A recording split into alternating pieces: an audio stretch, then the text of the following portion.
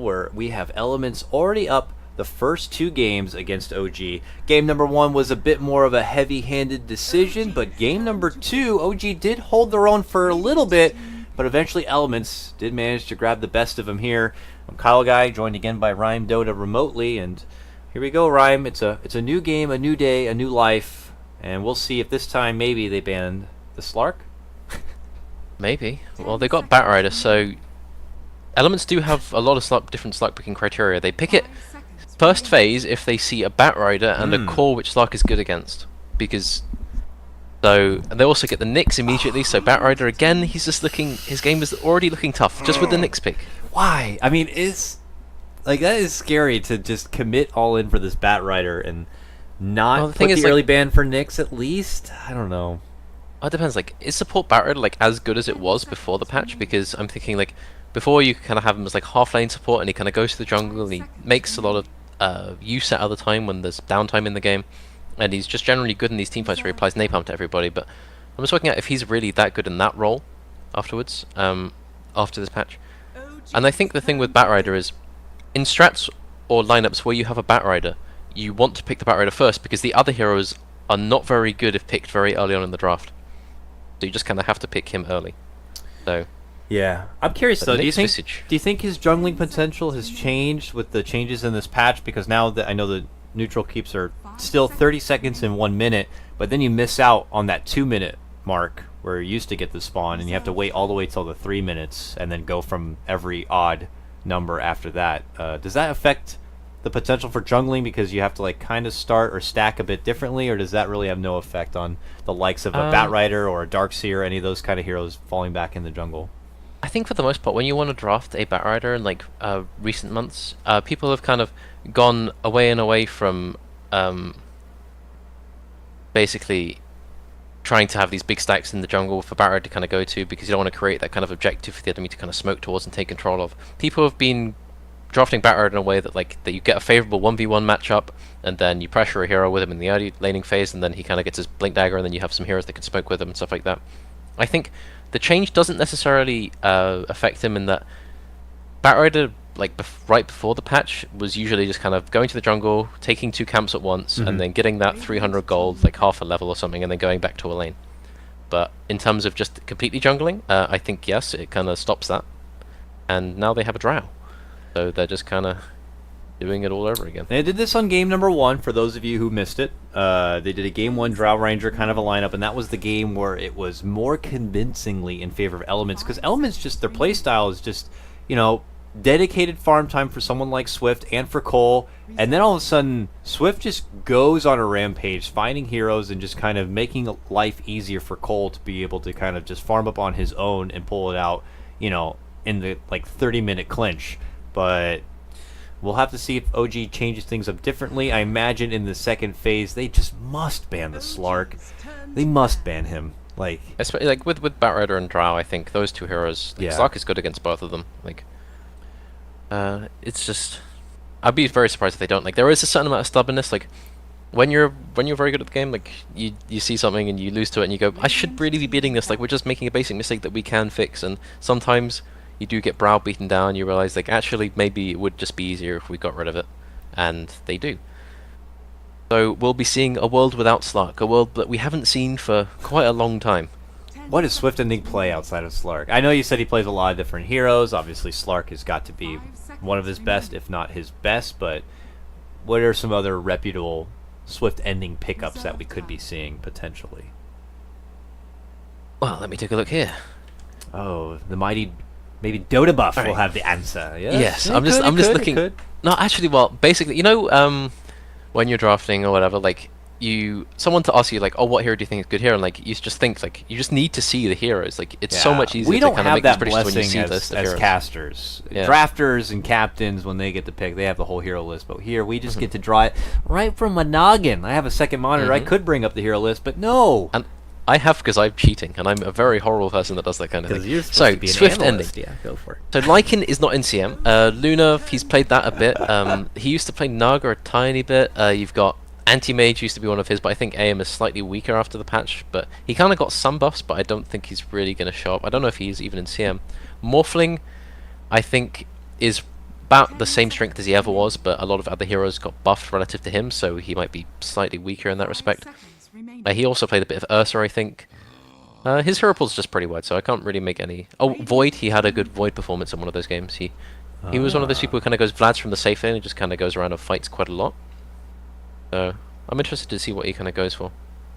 Ban out on the Warlock too, to help prevent any sort of chaotic bond action.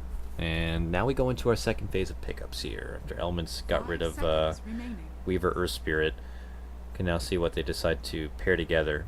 Because, yeah, not many options that you typically put Visage with. I mean, obviously Visage has been buffed now, and maybe he's at that point as a support where he could just find himself into any particular lineup. But the Visage of old, it was like, put him with a Drow, got to put him with a Lycan, and if that's what you want to get the true potential out. So without those options already available, I am anxious and eager to see what Elements do decide to go for instead. Well, before they picked him with the last time they had Visage for Elements, I think it was, they had the Pit Lord, they had the CM, and a Puck as well, so they just had lots and lots of AoE, like, disable, and lots of damage going around, so he could basically pop Soul Assumption whenever he wanted to. The birds were just an added bit of lockdown that he could follow up other people with, and he was just this tanky hero that couldn't really be focused and was just a reliable source of damage. And OG picking up the Wind Ranger, so... You don't usually see this hero very much. I think the last time I saw it was EG playing it. It was Sumail playing it, but Element's picking up the CK, so... Is it going to be the roaming CK? Is it going to be the safe lane CK? Is it going to be the CK of indeterminate value? I don't really know. It was Gogi who played it last time, right? Yes, it was. They did a Wisp CK roaming duo. They just kind of ran around together and had a lot of fun. So. I could see them doing more get-in-your-face kind of CK action. A lot of people really like to utilize his ridiculous fighting capability, especially at level 1, so... Yeah, maybe. You have stun now between the CK and the Nyx. In fact, it was in that game 1 where OG had Visage and Chaos Knight in the... Was it CK? Did they have CK in that draw game as well? Yep. Yeah, okay. He was playing CK in that game as well, so they're kind of turning things around. So let's just see how things go. Oh, here we go, Puck. Okay, so this has been a Cole go-to hero for a while. We haven't seen him yet today, but he does play this hero pretty dang nice, and he's going to be able to kind of be the one to jump also if necessary. If you need to get someone like a Drow Ranger just kind of waiting in the back lines, let's say, Puck should be able to get in there and kind of cause chaos and be able to provide the lockdown. But OG are just really quick to fire back with some of these picks, man. Go right into a DK.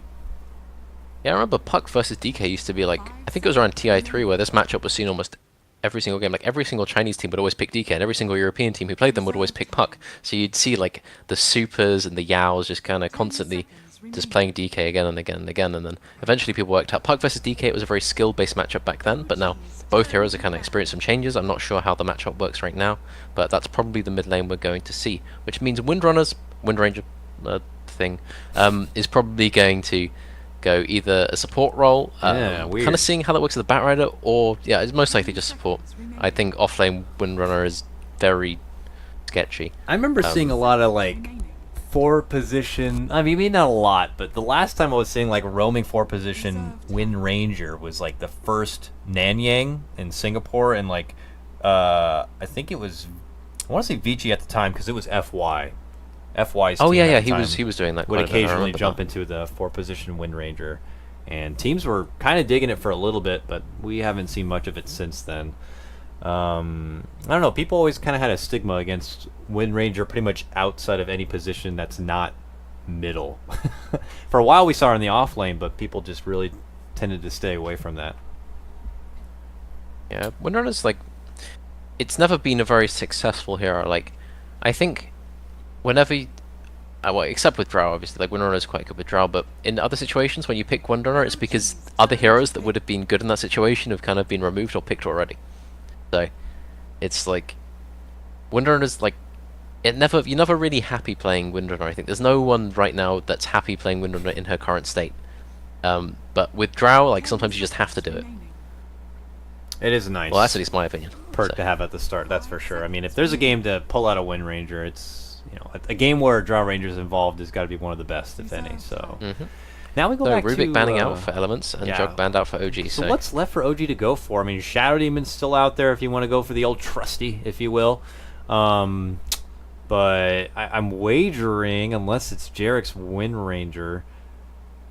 I don't know. The thing is I could be saying that, and then this could turn into some crazy ass like support Bat Rider. But okay, that's Alina. All right, this draft is kind of interesting. There's like There's 5 mid lane heroes on OG. These are 5 mid lane heroes. Rhyme.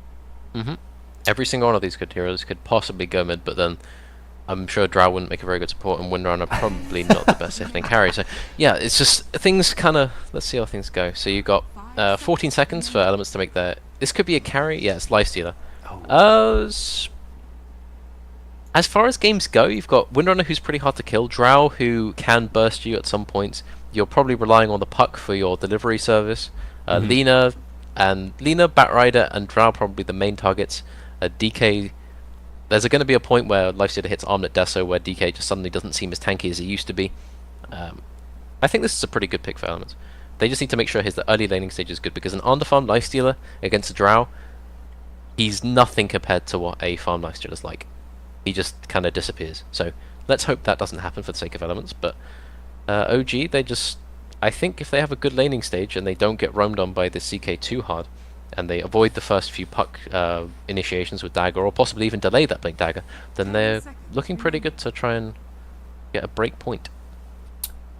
5 seconds remaining. Is this actually the preparation period added back in? Okay, that was a long wait. And I That was also a really long noticed, time, yeah, I yeah, think and I it also was. noticed we don't get to see who's picking what hero anymore. So before it'd be like, oh, I'm guessing it's this or that, and then all of a sudden you see like, oh my God, Sumail just got on Oracle. This can't be for real, and then like it is, but we don't get that surprise anymore. It's just kind of like once you hop in the game, you frantically look at the list and be like, okay, who's playing what? Is it weird? And if it is weird, I want to be on it right away. But swift ending on the Lifestealer, it looks like, so it doesn't look like anything too far fetched. But for OG's 5 mid lane lineup, if you will, Yapsor playing the Wind Ranger, and Jarek's is going to be on that Lina.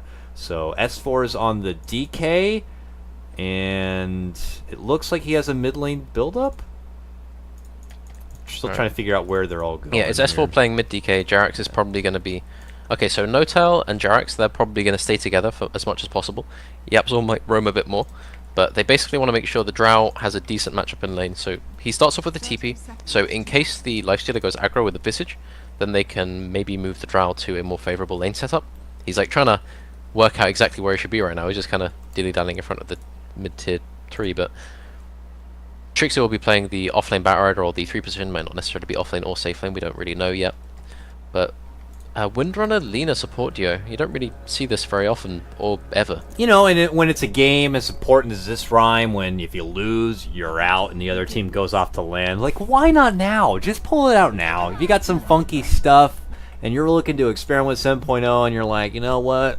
Let's roll with Wind Ranger and Alina. This is the time. This is the time. Oh, he's just paused, and S4's just missed his block, and now he just has to spend the length of this pause time just contemplating why that's happened. Oh, nice. Well, that's always a bad feeling. So apparently, speaking of pauses, Rhyme, there is a bug with that backpack thing. I don't know if you happened to look it out, but people were like, that is not right. Some people were saying that it's like a 2-second thing, but we saw it count down from like 8 seconds. I saw it count down from like 8 seconds at least. Yeah, I was watching it from like 25, I think. Damn. So, yeah, I think if that applies to everything else, and you've got like people just putting... Imagine it's just in a fight, you pop BKB, right? And then someone disconnects, you put BKB in your backpack, and then you just BKB again in the same fight. Someone Like, quote if it applies to other disconnects. items, yeah, it's just completely absurd, and yeah, I think there's got to be some people who've discovered that before us and have been abusing that already. So I think we've done the world a service by putting an end to that. If we've made it a You're little bit welcome, more aware. Frog. I will take the paycheck in the mail soon enough, and so will Rhyme. But here comes Gogi now, looking to utilize that level 1 CK action, gets the pullback onto Yapsor, but of course Yapsor will go right into the Wind Run to avoid... He's a level trouble. 1 support Windrunner with Wind Run. Windrun. Like, yeah, it's like... But he He looks just kinda badass, Rhyme. I mean, look at his set, so, he's got that Oh, going. wow. Very red and black. It was that last major or journey or whatever it was you had to play out if you wanted to get the set. Yapsor is a true gaming nerd and actually acquired it, so good for him. Now looking to show it off, but obviously only going to be providing right clicks in this lane for now. But Gogi is the big right clicker in this lane and is happy to kind of flex those muscles and force them back so they're not able to get any sort of respectable XP, and they have to even split that XP between the two of them, so a little of an awkward start here for OG in the bottom lane. Yeah, I'm just watching this mid lane now.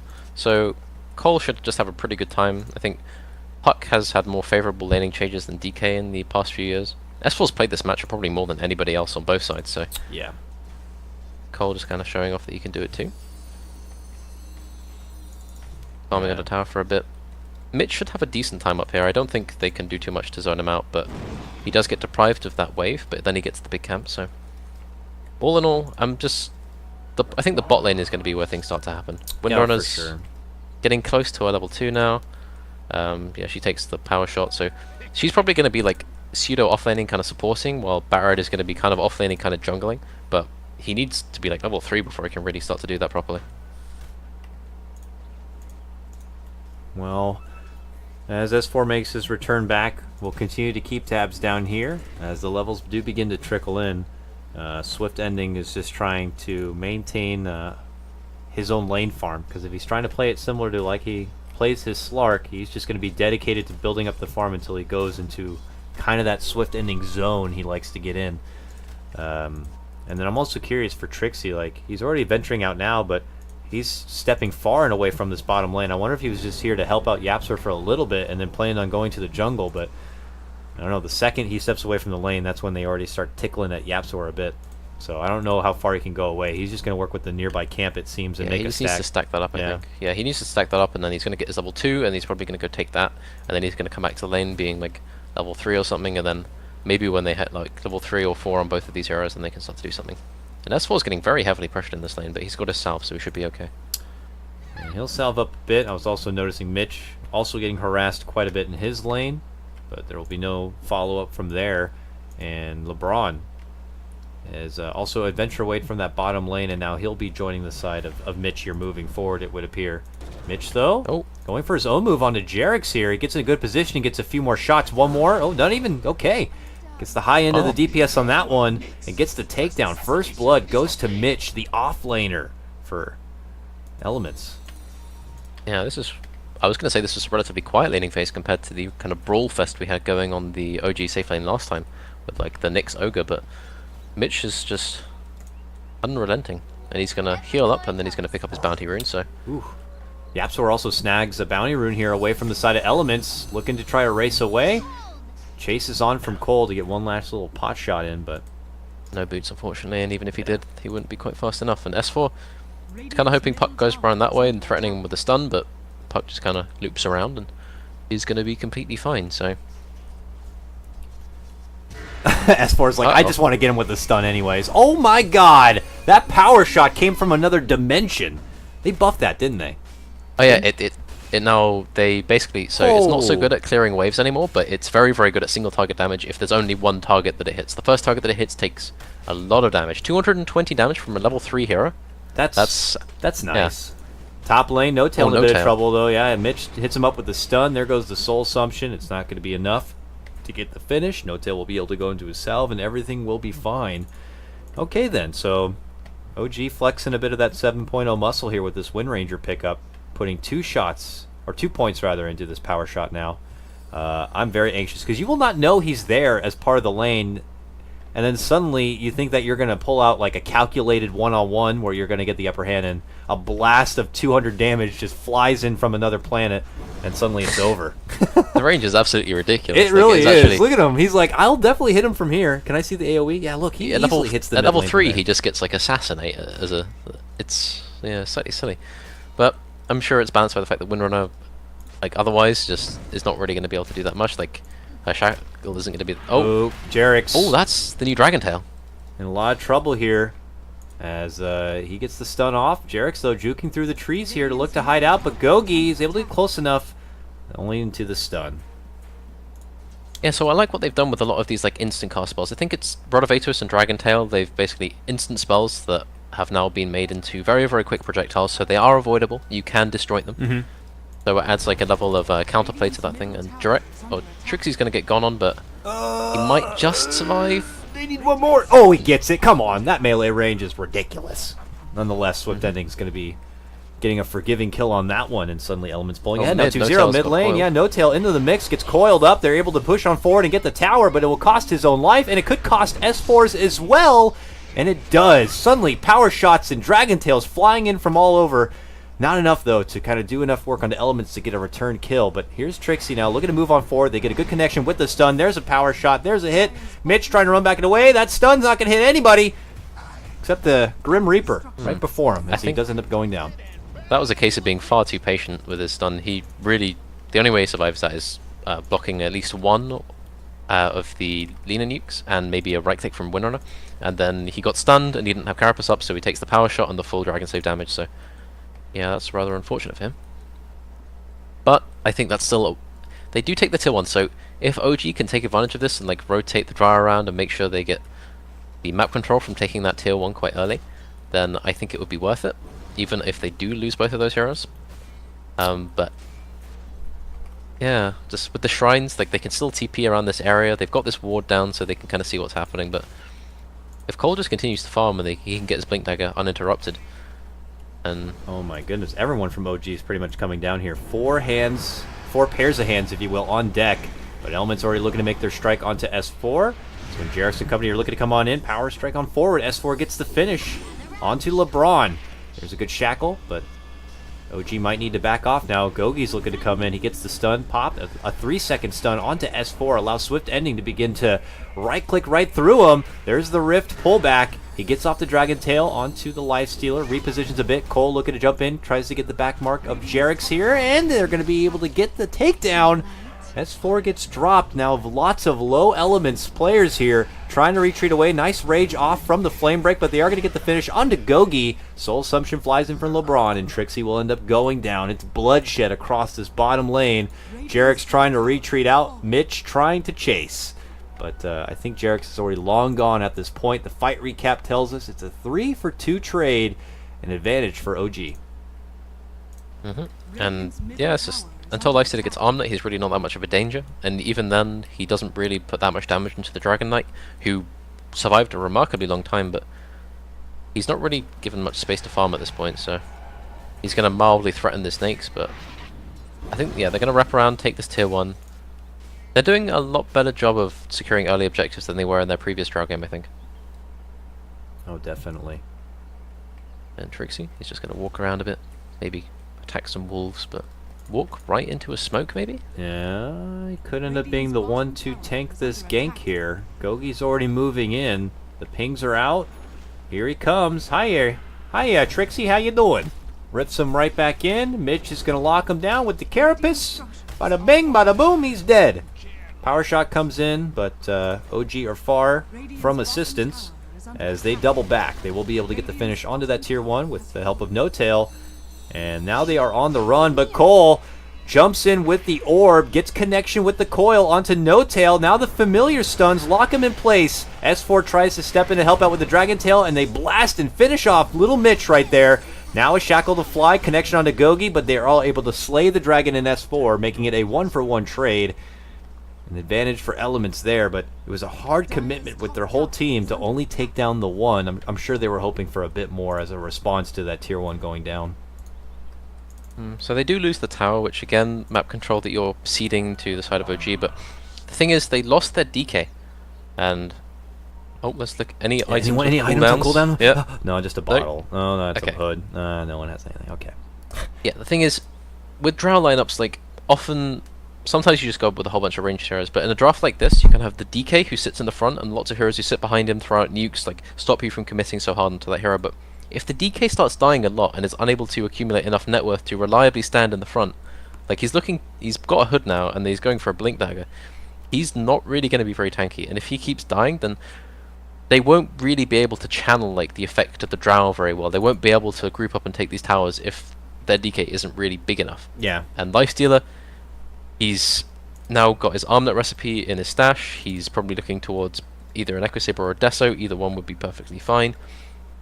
So, oh, he's just about to buy it. I'm trying to tell the difference between the stash and the quick buy.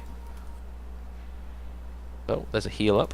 So, there's a haste rune on Cole, but he's 1k off his dagger, so they probably just want to play slow for a bit and just kind of play reactive at this point. Yeah. What about for OG though? They just got that tier 1 bottom lane. Do you just keep moving on and? Well, they actually look like they already took the tier 1s. So what's next in store for them before they can even advance to tier 2 territory? Is it like bulking up some farm? Is it taking a Roche? What do you got to do on the checklist? What happened was they took these objectives, but they, as a result of losing several heroes, like Trixie died, S4 died, they don't have daggers at this point, which means that, like, smoking around, they're still reliant on, like, just running into people and getting a shackle or maybe a DK stun from his ulti, which means that they can't really use the map control to its full effect.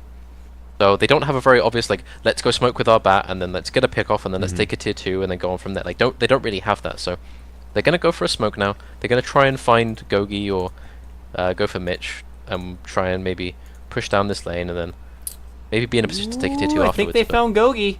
Yes, they did. He will be tanking the smoke here. And at that moment, that's when Mitch decides to peace out. Yep. Now, Elements and they could just ping on the tier 2.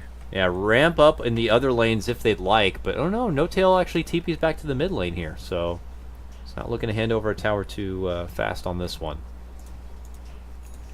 Yep, so this is what they need to do. They just need to keep getting pick-offs. No Tail just needs to acquire items. He picks up his Dragon Lance, and he's probably going to go straight into a Hurricane Pike after that. Yeah, so...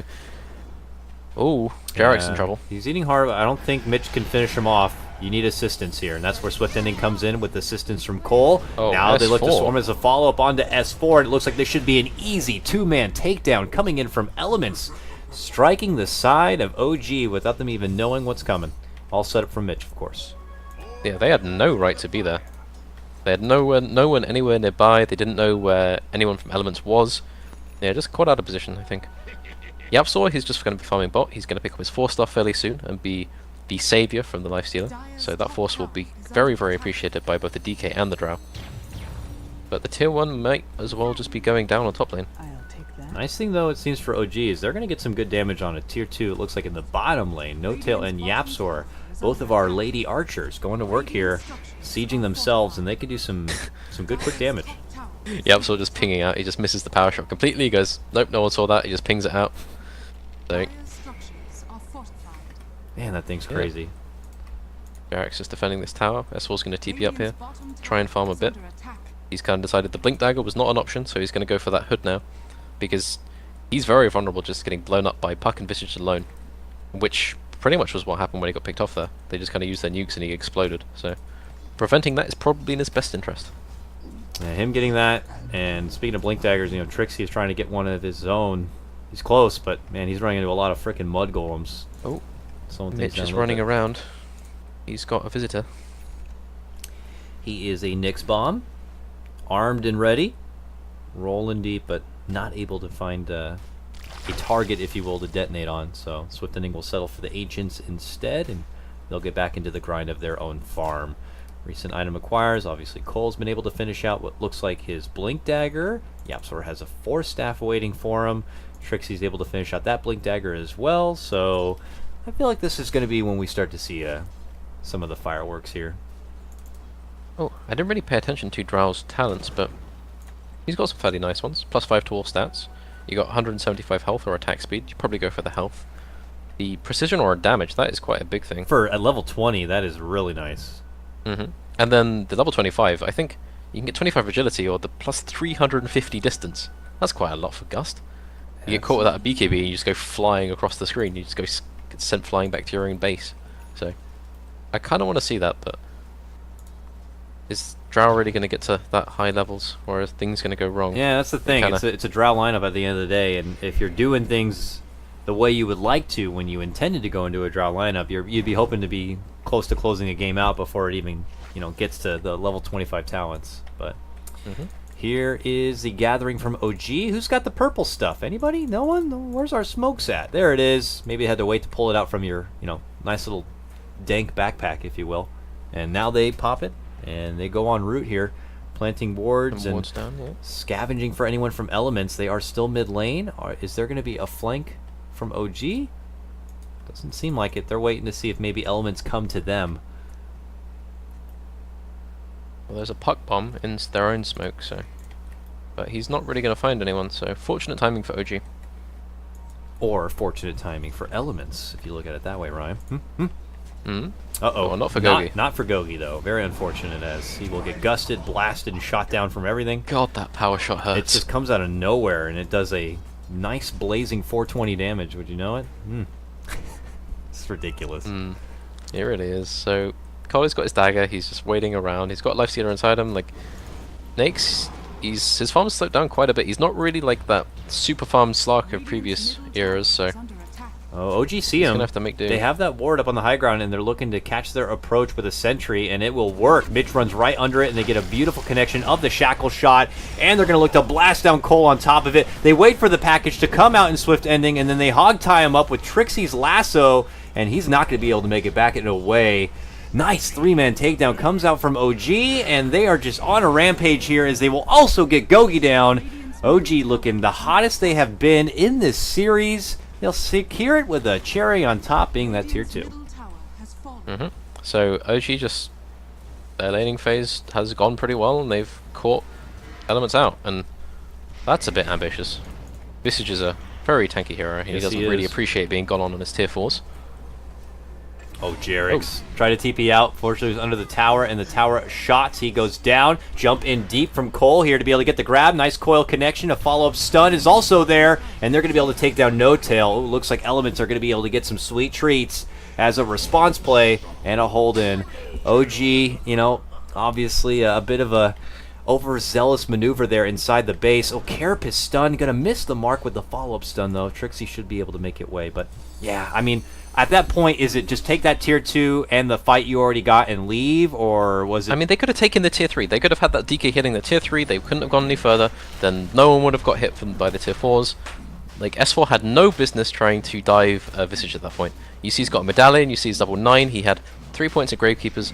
They were never going to kill him. And I think LeBron Greta took it personally and decided everyone was going to die. So he made a point to take every single kill with Soul Assumption. So he's got 1.4k now. We're probably looking towards a Solar Crest or an Atos or anything he really wants at this point. So, OG took something that was amazing. They took a really good fight. They completely outmaneuvered Elements, and then just in a second of incorrect decision making, like they just go for a dive, and then they didn't throw it all away because they have that tier 2 down. So Yeah. they're in a very good position to kind of farm their own jungles now. No-Tail's got his Shadowblade coming. He's probably going to farm this Ancient stack, and he's going to have that going for him. And they still have these aggressive wards, so they still have the farm advantage for now, I think. They do. It's just what would have been like a 5k net worth advantage is just cut right back down to a 2k. So it would have been a nicer, more heavy-handed advantage, but Elements now able to kind of pick up enough for themselves to be able to still be a formidable foe in some of these fights. But OG not going to slow their roll as far as objectives go. Moving in bottom lane, they're going to look to clear out this tier 2. That leaves only one more tier 2 standing here for Elements at that top lane. As money continues to roll in. Yapsor now moving in, gets a medallion. Dire's top And- Solar Crest up on the Visage now. Puck looking towards a Dagon, getting closer and closer. So, when he gets that Dagon, he's probably not going to use it on S4. He's probably going to try and find No-Tail on the back line, or possibly try and kill the Lina or the Winrunner very quickly.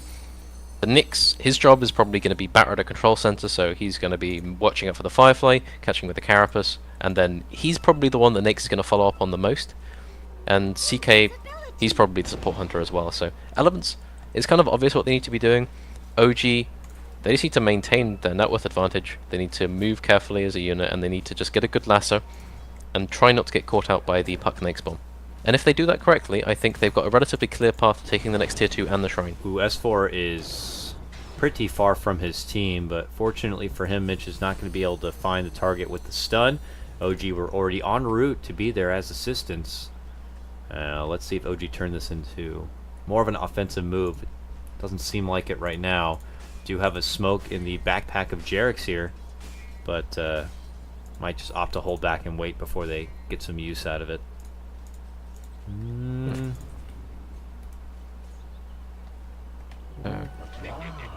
OG just deciding they want to sentry the entrance to their own jungle. They don't feel like playing very aggressively at this point. Everyone seems to be warding very defensively. You can see these two wards very, very close to each other. S4 walking invis under them, however. He's going to go undetected for now. No-Tail shadowblading through.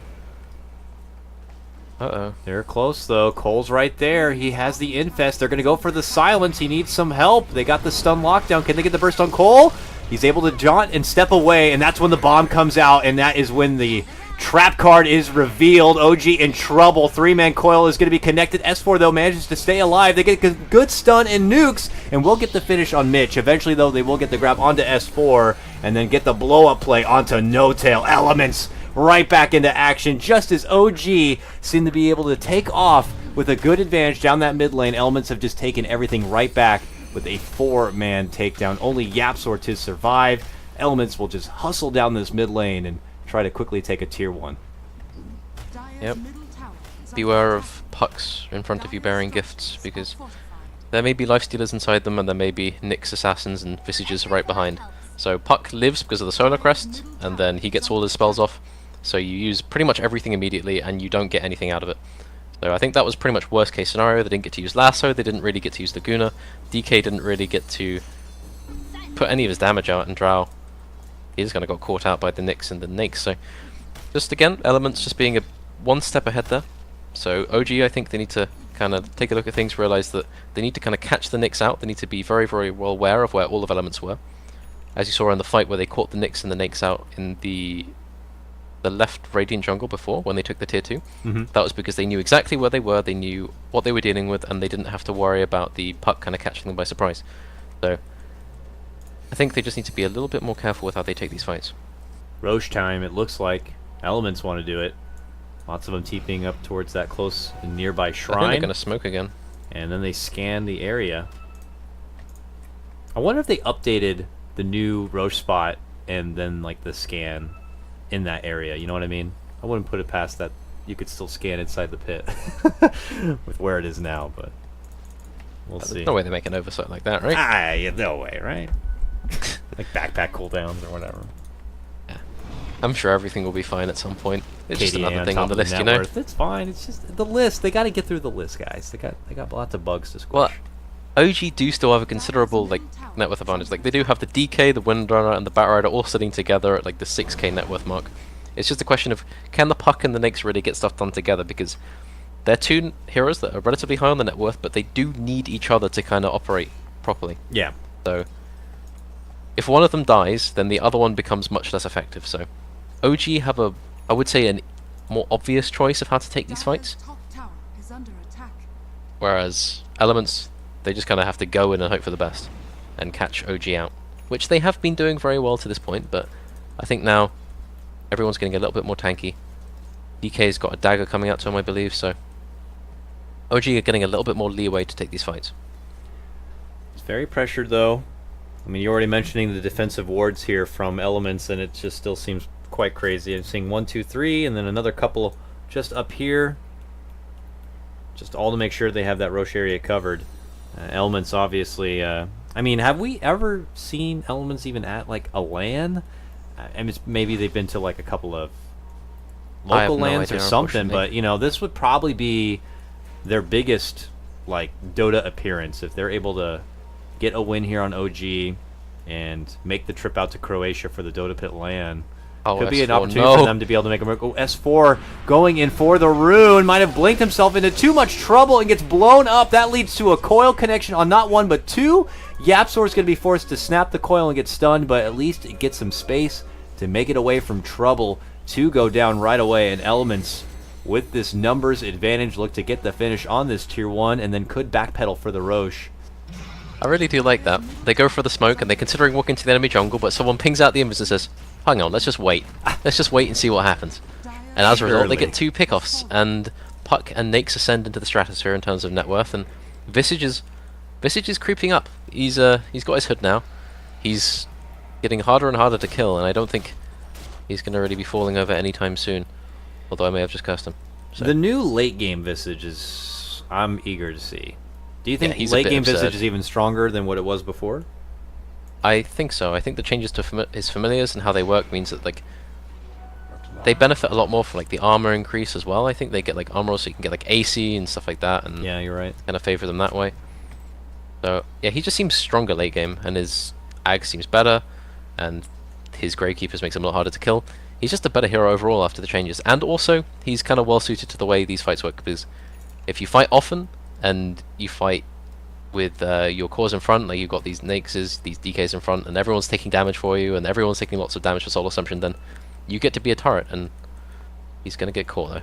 Ooh, he's running back towards his team. The jump is there from Trixie, but a good connection from Cole to slow them down, and he'll get possibly the burst on Trixie. No, can't quite do it yet. It's going to be Cole who ends up going down first. They will end up connecting with that Soul Assumption and getting the return fire, but now they're looking to go on to S4 here. He's trapped between trouble, and then he gets nuked down again. Double kill for LeBron. No Tail, though, able to secure a double kill himself, but now it's OG on the run. Jerix, Yules, dodges out the stun. He comes back down to the earth, but it's straight down 6 feet under as he gets quickly put into his grave. Yaps were trying to slow them down with the shackle shot, but they have their eyes on the prize, and it's No Tail. Nice little force. Gets them out from trouble, but eventually they are able to catch up. Now, trying to go into Shadowblade to hide. They have the dust too. Man, No Tail pulling everything he can, him and his team, to try to keep him alive, but it's not going to be good enough. Eventually, Swift Ending will be able to nab that one. Now, Yapsor, who've been hanging around to help out, could be a bit in trouble.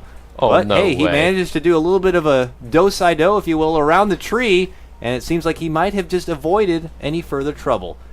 And now with that, Elements are going to have to backpedal out of there and just be happy with the few pickoffs they were able to get. Well, I said they caught out LeBron, but I think it was kind of the other way around. I think he was more than happy. He was just sitting there with everyone hitting him. He just pops his hood, he pops his solar crest, and yeah, he just didn't take much damage. And it took Drow, like, had to kind of get away. He had to be force stuffed away by his Batrider, and then he had to deliver that damage from a bit further away. And then even then, he just turned around and kills the DK. So that fight kind of worked out how Elements wanted it to. And Puck was right there, able to stop the Batrider, kind of dragging the Visage right into the heart of his team. So spared LeBron the brunt of that pickoff. And now I think, with the Deso and looking towards an AC on the Lifestealer, I think Elements are in a pretty good position right now. I would think so too. They've taken their biggest net worth lead of the game, pretty much their only significant net worth lead of this game so far. XP has been theirs for quite a while now as it approaches 10k. Oh, you got it. DK's got it. DK's got... What has he got? He's got the Ags. He's got... That was very early for support CK. Oh, CK. I thought you said DK. Yeah. I'm like, what? No, Oh, CK's you're got right. it. He's got the Ags. So, But honestly, something about Lifestealer illusions doesn't really seem like the most impressive thing in the world, but you never know. I'm excited. This will be the second time, Ryan, we've seen this, right? We saw it in... I believe it was their... Oh yeah, we saw it They in the played game. it, right? Were they a Yeah, it tiny- was Elements, and they had the Wisp CK, and he had a Tiny on his team, and it was with CK, both supports. And then he got the Ags, and then he just made illusions of a Tiny, who then had really weird, like a bugged Ags thing, but it looked very funny. But he did a lot of damage to buildings. Ooh, S4, close to trouble, gets spotted out. Mitch is going to connect with the stun, and now they're going to get the finish with the Soul Assumption. Jumping in Trixie, he's going to get the lasso pullback. Good shackle, but briefly locks him in place. They will be able to get the blast onto LeBron, but there's going to be the coil connecting onto two. Swift Ending just casually rolling on in. Phantasm is going to be used, but it's going to be used on the CK on this one, and they're just getting shot down by No Tail here as they slowly inch back. They are slowly crumbling away onto these cores. Elements in trouble. They will lose both of those mighty cores. And it's a frantic Mitch just trying to stun and make it out. OG, in what looked like a better map positioning, were able to kind of coax Elements Gaming into an awkward position and just slowly shot them down. Yeah, they managed to funnel the Nakes and the Lifestealer together, and then they basically took the brunt of the Lina nukes and the Windrunner power shot. And this Solar Crest on Yapsor is actually like paying huge dividends at this point. It means they can't really focus No Tail. The Lifestealer isn't able to get this massive physical burst damage that you would expect, and cooldown check. Nothing. But No. Mitch was spotted right near the Roche pit because it's obvious that OG are trying to get there to do it right away. But Mitch is going to try to slow them down. Cole is en route. Obviously without a coil, though. And let's see here. Visage, who is our disconnecting player, unfortunately, is about to come back. Has a TP. And remember, guys, we have these shrines now. So when he TPs back into the game, he's TPing like just right outside where the Roche pit is. So he will be able to get in this fight right away. Swift Ending, though, will need a lot more time. So is this looking like OG are going to be able to kind of move in and just take the Roche, or do you think Mitch Yeah, with 30 plus seconds LeBron of- can slow him down? 30 seconds of leeway with a Solar Crest and a Windrunner. Like, they can just ult it with Windrunner and then just hit it with Drow. And I don't think it's going to last very long. Like, Puck could throw in some nukes, but he doesn't really have any defensive items. He doesn't have the Yules up yet. He's got a Dagon 3, so he can't really, like, kind of Yules himself or, like, do any fancy stuff to stop them roshing. So I think there's a good chance that OG end up taking this. Unless they manage to burst Jarix or something like that and then turn this into maybe like a 3v3. Or a 3v4, rather. Actually, Batrider isn't here, so yeah, 3v3. Yeah, Batrider all the way at the bottom. And No Tail's also pretty far. But I don't know. We'll see. Unfortunately for Elements, they've been having some connection issues throughout the day, so we've had some frequent pauses here, unfortunately, for LeBron, and it looks like they are going to be restarting his PC, so we won't be waiting just a little bit longer on this one. For those of you just tuning in, it's the Dota Pit Season 5 European Qualifier, and you've unfortunately missed pretty much all of the qualifier. This is potentially the last game, as you can see by the indicator there at the top. It's Elements up 2 to OG 0 right now in this best of 5, and they're looking pretty good here for a potential 3-0 closeout, but this has been the best game for OG, I would say, in this series, at least as far as being able to kind of hold the advantage and possibly looking to kind of at least push this into a game 4. Yeah, I think OG look pretty good in this situation. Like, they've just won a fight, they've got almost their level 18 on Drow, so level 3 ulti. They're getting more and more damage, he's got the Ags up, you've got the whole assortment of Force Staffs and Yules and defensive items that you need.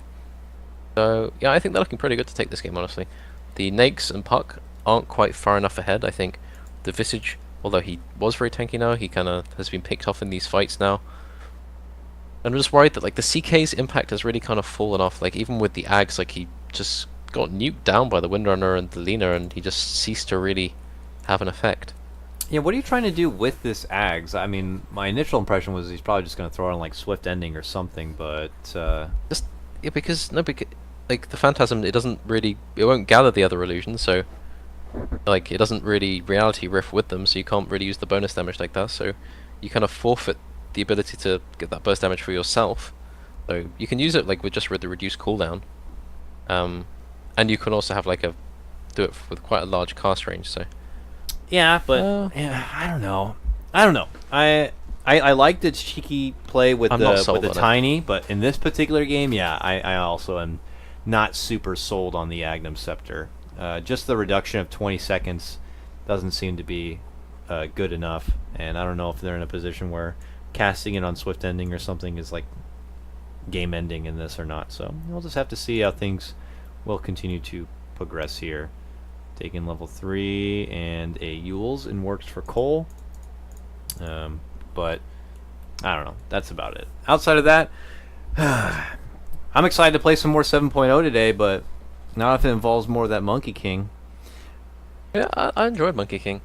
There's something Have you been playing Monkey King? I played a few games of him. I played like him in the NAL or something like that, and just kind of walked to the offlane, found some support heroes, and hit him 4 times, and pressed my Q button, and then everyone died. What do you think is his position? Like, everyone's like, oh, I'm roaming support. Some people are like, nah, late game isn't really for him. I think he's like, you pick him in the offlane, and I think you pick him with a hero that can kind of fight with him. Similar to like how you've seen like Nyx kind of been going, and he's kind of been helped out by Visage, and in the previous game it was Ogre laning with him. I think in a similar respect to that. But he's got a kind of awkward power curve in that he's very, very squishy. He dies very, very easily. He doesn't have any escape. His ultimate is rather hard to use properly. Like, people are still figuring that out. And he needs to be very careful with how he uses his charges on his passive. So it's going to be a while before people properly figure that stuff out. But I think the most success I've seen him have is in the offlane with a little bit of help. Yeah, what I see from him is he jumps out of the tree and beats the shit out of me, Rhyme. And I die as an ogre in like 3 hits usually. I don't. And every game he seems to have like 20-something kills.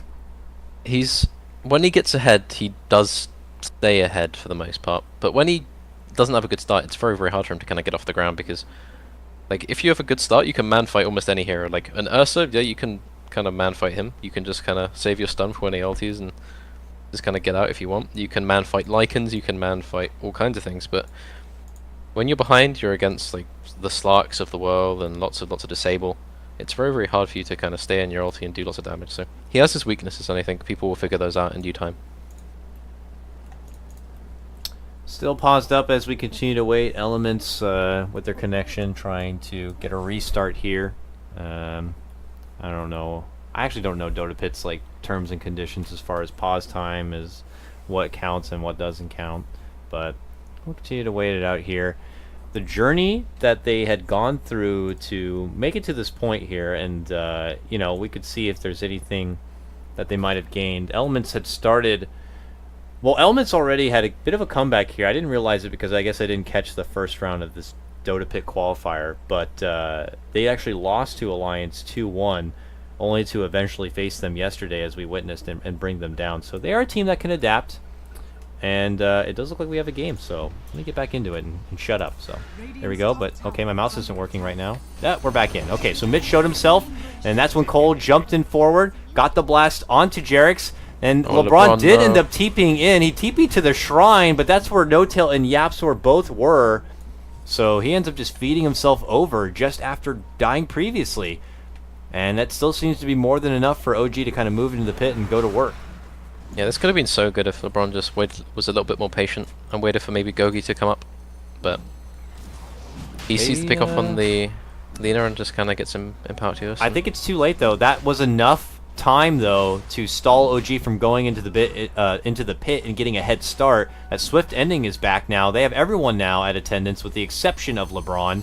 S4 confidently jumping right into the mix. The Carapace though is going to be stunning him, and now it's going to be the bomb. Two-man stun connection right after Trixie goes in with the lasso. Can they burst down Cole? Yes, they can. With that power shot, they will take out the Fairy Dragon.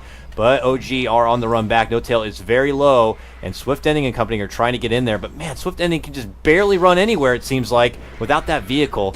Luckily, it seems like they will be able to get a hold onto Yapsor and will do work onto that. They get OG out of the neighborhood, and now they could be the ones moving into the pit and claiming the Aegis for themselves. Oh, I'm very, very silly. I thought the CK ultimate like made illusions for that player, but no, it's like an SD, sorry. So you can still do the reality rift. I was thinking about it incorrectly. I saw that. Don't worry about it. One person in chat knows the answer, and everyone's like, yeah, he's right, yeah, and they all just jump onto him, so don't worry about that hive mind. Possible. Yeah. Not they all didn't know that either. Come on. Just the first time really thinking about it. So, Gogi just going to push out the Sane a bit. They're just going to group up together. They managed to save the Roche for the time being. Yeah, so they're just going to sit around and hope someone from OG kind of shows themselves. But really tense. I don't think they have any intentions of doing so. But they don't want to go far. They're just going to wait for everyone to come back, and then they will teleport to their own shrine. Scans will be thrown out. Mitch, though, will be the one to pick up Swift Ending here, and this Uber service rolls right into Roche's house and right back out. This is tense. Power shot to Scout. Jerix checking it too. So who do you think this Roche is more important for in this game, Ryan? OG certainly. Just for the drow. Or drow with the DK, but I think mostly the drow. Oh, there's the pop. Jerix, though, able to get off the Yules, will avoid it. But S4 does get stunned down a bit from the familiars. And that could be the end of it here. Oh, they're setting up this Infest gank right on top of a ward, so... And no familiars for 2 minutes, so... Fighting right now? I don't think that's in Element's best interest. You say that, but I don't know. We'll have to see if Elements feel that way. They're still scouting to see if the Roche is in contention here by OG, but now they eventually just kind of step off to the side, farm the nearby camps at least. But overall for both teams, they're not looking to really extend their leash too far from Roche, as he's just slowly regenning himself back up. Yeah, I'm just looking through like various talents. Like Windrunner's talents seem fairly basic. Level 25 talent, she just power shots everywhere, but that seems fairly silly. Barrier and DK just becomes even more of a big tanky DK, so. But they are just kind of sitting here. One team under a ward, the other team just on the low ground, so. Oh, jump in from S4 right away. The orb comes out and he wants to make his mark.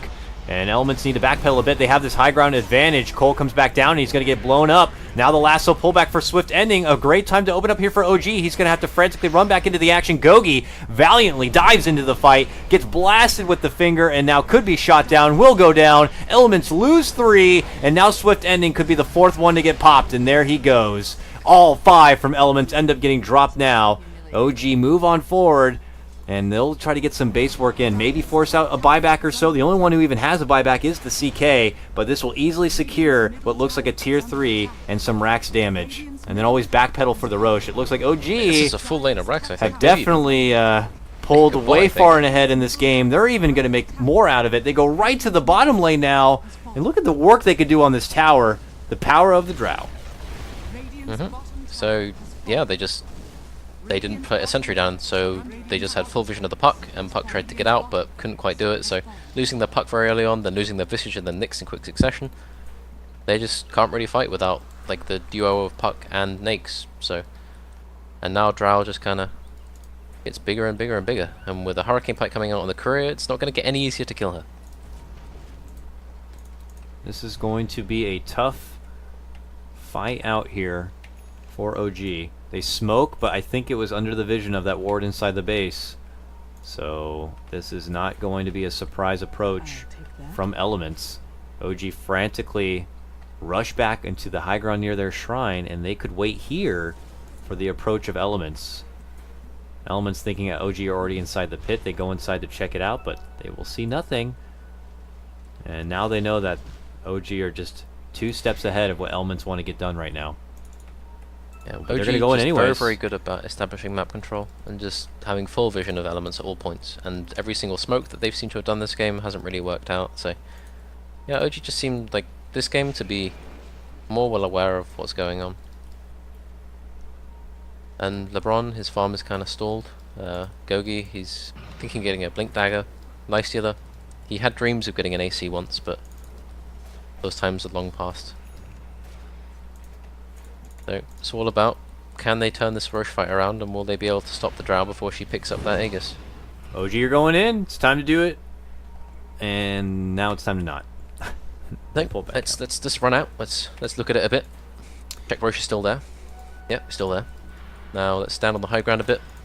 Maybe I mean, Elements are going to try and do there's a something push happening bottom that Elements are not defending. There's a push happening mid that Elements are not defending. I mean, OG are like, okay, Elements are somewhere. They're nearby. They have all this They great know vision that down if the they mid allow lane. OG to Roche, then it's just over. So They they see will them have now. no way of stopping them just running on that tier 2 top and then running to the tier 3. They're just going to go in for the Right. Roche now because they have to defend the base. Creeps are all inside the base. But man, Elements are like the only chance we can win those if we kill them in this fight. So they're going to go in, do or die now. Jump in right away. Silence immediate. Send up of Cole, and he gets blasted down with the Laguna. No chance to get anything off for him. As Swift Ending is just frantically trying to make it up into the high ground. He's going to get shot down from 3 different sides, and he's just going to be just massacred.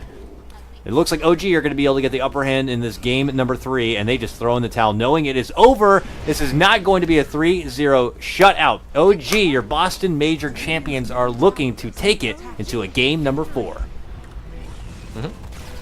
I think the point where this kind of turned around, or not even really turned around, but just kind of the game decided where it was going to go, was when they couldn't really do much with the first CK ulti with the Axe.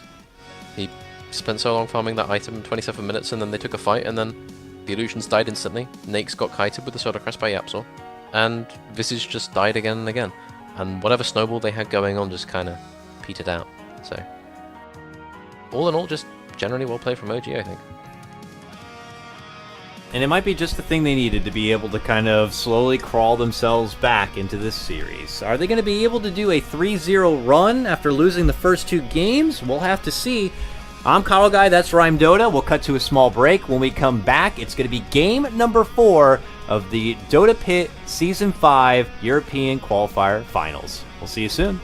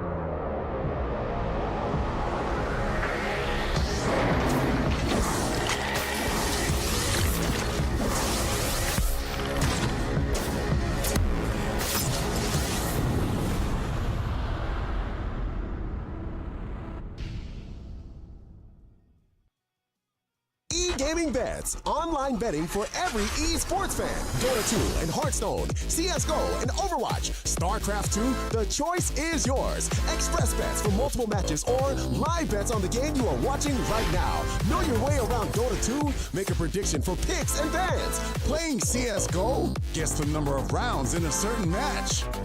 Daily quest for all participants and all the best choice of payment systems.